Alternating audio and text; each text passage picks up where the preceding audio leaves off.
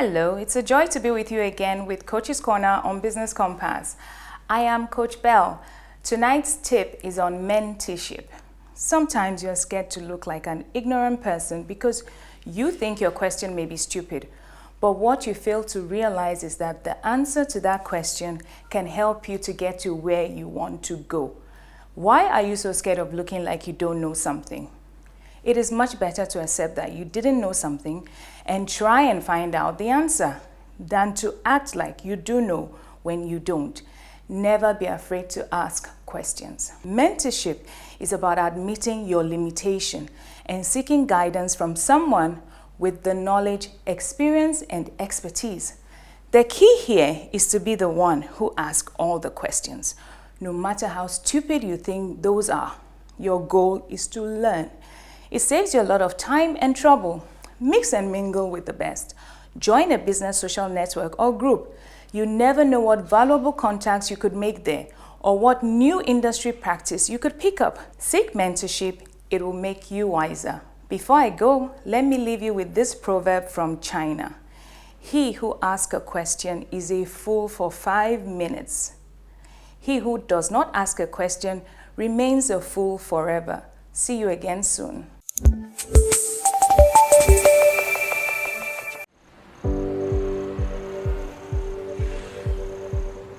Immediately the product was actually introduced to me, I wanted to get on it, and that was the Gold Check account, guys.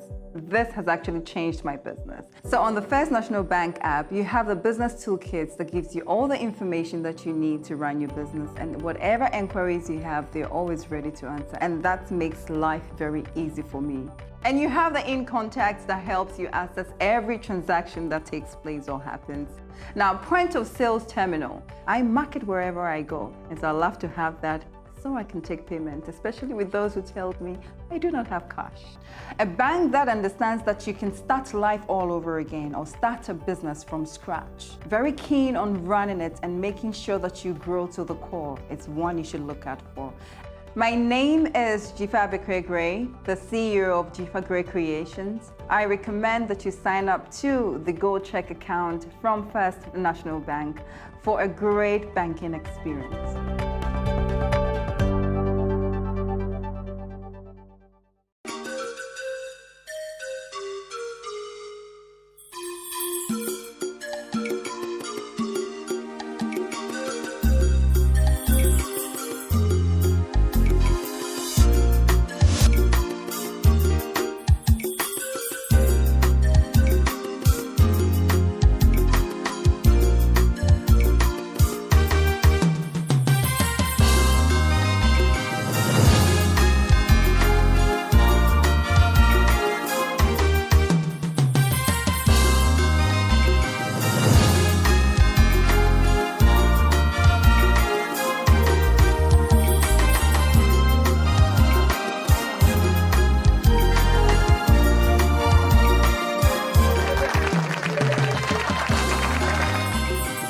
Whatever the occasion, with ATL, you can never be out of style. ATL, bringing fabric to life.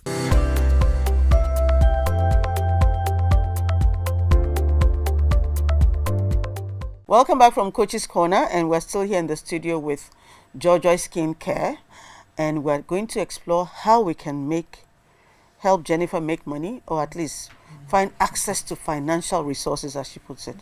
Frank, Jennifer needs money. Yeah. And everybody needs money, but money will come. You have to work at it. So good. You have a great product, but I think from the discussion so far, your challenge has been the channels. You have limited yourself to social media. Yeah, it's an easy channel to make. But I think it's time you go out there, speak to shop owners, and see whether you can get some shops that will be accepting things to sort of sell for you. So the physical traditional sale thing is probably your starting point, while the social media thing is there. And then I don't know whether you would want to do the sales yourself, but you have to set a budget that, every 3-4 days, I want to reach a target of maybe selling 30 units, 40 units, 50 units, and challenge yourself to do that. If it means you must get a salesperson to help you on commission basis, do that.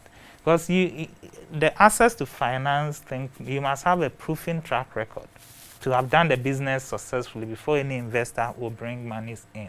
So once you've been able to start, you need to penetrate the market a bit. And then once you can show a very good sales record, you'll be able to attract the needed investment. Because looking at your number, you're saying that between 3 to 2 years, you believe you sold about 50,000 Ghana cedis so far, right? 2 to 3 years. I think that was a mistake. It was a mistake. Yeah. Okay, so how much It's too is big, that? too small. No, it's too big because I had a break last year with my whole challenge, so that's So outrageous. what's your estimate? My estimate should be 8,000 to 10,000. So if you are looking for an investor, you should even know the number. It's a number you know, and it's a number you should be tracking. And if I ask you maybe end of next year, how much do you expect to make? Do you have an idea? End of next year. End of this, let's say end of this year. End sorry, of this year. About 40,000. Above 40,000 It's is a not nice a number. number. No, it's not even a number. Above 40,000, that's not a number. Okay, 40,000. So yeah, so investment That's community sales. That's like sales. precision. Okay, investment community, we want precision because we want you to Can be a have moving an target. idea, Yeah. and then it should be challenging enough. So if you gave me a figure previously of about 30,000-40,000, and you are breaking through a market, I expect to see a more challenging figure, 70,000-80,000. That's your number line I expect to see. Because you see, you are looking first. You say you employ 2 people. Yes, please. You have to employ yourself. You are a graduate. Are you Right. paying yourself?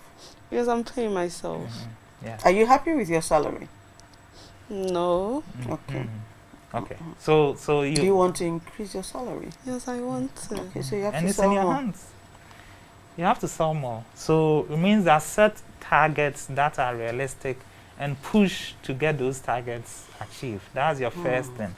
Do that, and in addition to, I think we've spoken at length about keeping your records as much as possible.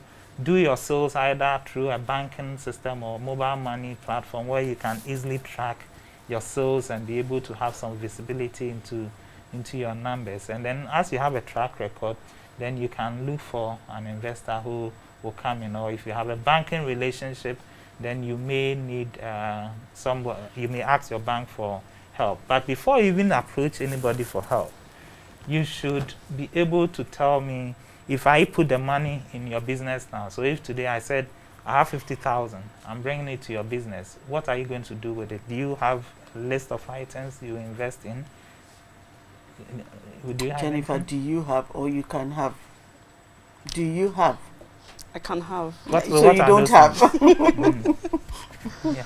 So again, I expect that once investor approaches you, within 30 seconds, you should be able to say, oh, if I need an investment requirement of 100,000, I'm putting 30 into machinery, I'm putting 20 in working capital, I'm putting this into market and distribution. Basically, you should know your business You should know so well it's- that it's at your fingertips. Yes. What you have and what you will do if you got XYZ, you should know it. And what you expect the outcome to be. Yeah. So if I said I'm putting 100 in and you are using it for X, Y, Z, you should be able to tell me that in about 2 years, I'll be able to repay the 100 and its interest. You know, that's how you assess finance. And So you do know it's- that money always has a price. Yes. Whether it's from family, whether it's equity, whether it is debt, money always has a price. Yes. So you should also factor in the price of that money in whatever investment you're going to do to make sure that the outcome can repay that money and the price of that money, which is the interest. Okay. I just wanted to make a quick comment on the sales issue that Can you Frank has tie that raised. to getting and retaining customers? Because Okay. she Perfect, says that's one yes. of her challenges. So yeah. you set a target of 40,000 CDs. You need to break that target down into what it means in terms of product sales. Okay. So how many bottles do you actually want to sell by when? And I'm saying that because the target has to be realistic. You have to break it down that it means it makes meaning to you and your team. And that's what will tie into you saying, how are you going to attract customers? So if you want to sell 40,000 CDs worth of product, What does that mean? Okay, where am I going to sell that to? And that will lead you to asking the critical questions of where are my customers? Do I have 100,000 customers on Instagram who can potentially buy 10,000 cedis worth of products? Do I have another segment of customers in hotels? Do I have another segment of customers through travel agents who are traveling? Where are these customers? So that target doesn't become a dream, but it's an actual concrete goal. Okay, so that's a very critical thing. Once you can clarify that and break it down, you might even be able to tell yourself that, okay, 40,000 is too much for 1 year.